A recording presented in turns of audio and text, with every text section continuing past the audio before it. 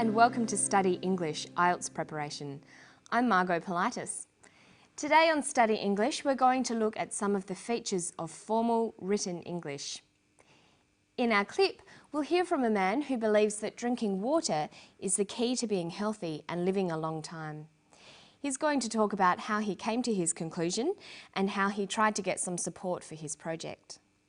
How does nature do it? What keeps body cells going, and how can we improve on that process so that we eliminate disease altogether and we live a long and healthy life? I don't think death and disease is inevitable. We stumbled on the fact that they weren't actually getting rid of carbon dioxide out of their bodies, they were neutralising the carbon dioxide in their bodies. And we found it was from the water they were drinking. When we looked at these animals and saw what they were doing, it was exactly as we'd hypothesised, and that was a great feeling, a real feeling of elation. I tried and I tried and I tried to be conventional in that sense. I went to 100 people. I wrote 1,000 letters. I spoke to the Australian Academy of Science. I spoke to the American Academy of Science. I spoke to hospitals. I spoke to professors of medicine. Because I wanted to do work independently, I couldn't get anywhere, so I had to do it other ways. This is a food substance. This is something that's been drunk for thousands of years. This is probably where the mythology of the Fountain of Youth came from. There would have been natural springs somewhere bubbling out magnesium bicarbonate at an alkaline pH value, and people that drank these springs lived longer. But I want everybody to have the opportunity to live a long and healthy life, and that's been my life's work, and we're getting somewhere. We're getting somewhere. One of the most important areas for students to master is the difference between informal spoken English and formal written English, including academic language. There are many differences between formal and informal English. Firstly, in written language, all words must be spelt correctly. There should be no words in written English that you can't find in a dictionary. Another important difference is that contractions are not used in formal written English. We only use contractions in written English if we're trying to represent the way that people speak. The clip we've heard today is, of course, spoken English.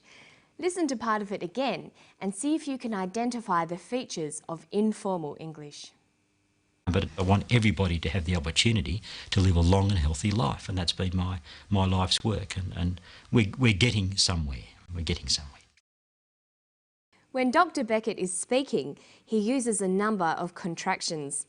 He says, "That's been my life's work," and "We're getting somewhere." That's is short for that is, and where is short for we are. So if we were writing these statements, we'd write, "That has been my life's work. We are getting somewhere." There are many common contractions. By using them in your spoken language, you'll sound more natural, but be careful to write them out in full informal situations. Watch for not words like couldn't, could not, wouldn't, would not, shouldn't, should not, won't, will not, and don't, do not.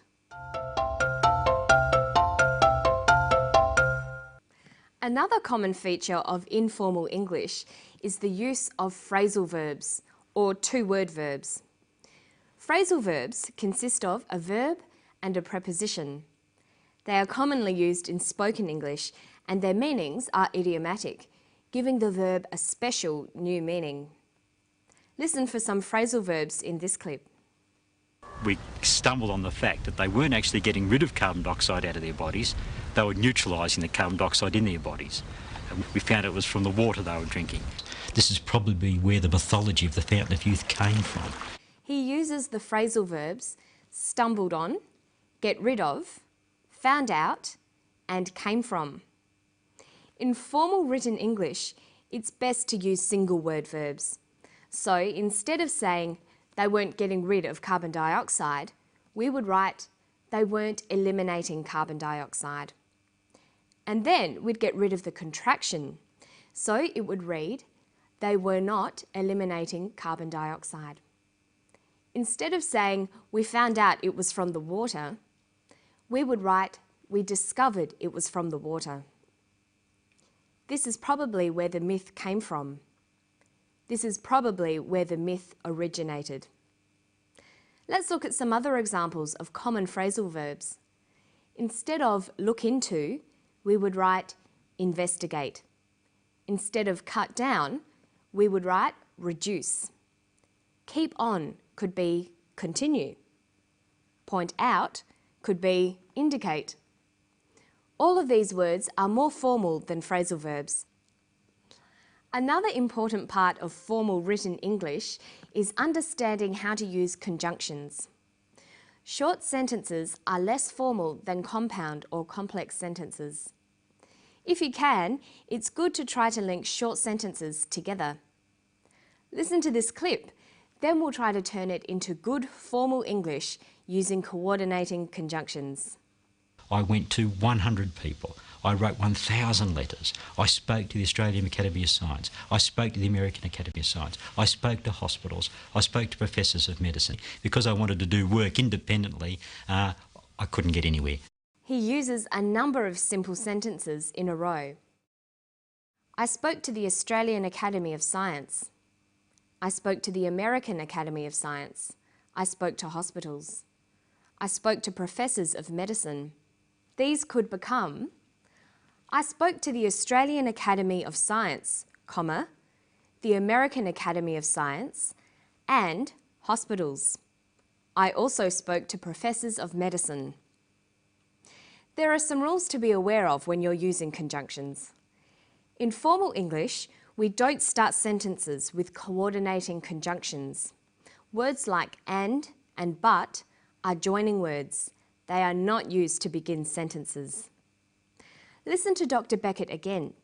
Notice how he uses conjunctions to start his sentences. There would have been natural springs somewhere bubbling out magnesium bicarbonate at an alkaline pH value, and people that drank these springs lived longer. But I want everybody to have the opportunity to live a long and healthy life, and that's been my life's work. He uses the word and to begin a sentence. If we were writing a formal report or essay, we would have to find other words to replace and. We could begin the sentence with furthermore, in addition, or moreover. We could replace the word but with the word however. You should make lists of these alternative words so you use a variety of them in your written language. It's important to avoid repetition in your formal written English. Of course, repetition can be used to add emphasis in spoken English. You might hear people say things like, I really, really like that. But in formal academic writing, you should find other ways of adding emphasis. Listen to the way he uses repetition. I tried and I tried and I tried to be conventional in that sense. I went to 100 people. I wrote 1,000 letters. I spoke to the Australian Academy of Science. I spoke to the American Academy of Science. I spoke to hospitals. I spoke to professors of medicine. Because I wanted to do work independently, I couldn't get anywhere. I tried and I tried and I tried. To make this sentence more formal, you could either just drop the repeated verb or use an adverb like repeatedly. We could just write, I tried, or I tried repeatedly. Another way you can make your language more formal is to use the prefix re to indicate a repeated action. This doesn't apply to all verbs. Look at this sentence. He played and played the song again and again. We could write formally, he replayed the song repeatedly. And why don't you try practicing ways of making spoken language more formal? Or looking at ways that you can take formal written language and turn it into conversational English. That's all for today. I hope I'll see you next time on Study English. Bye-bye.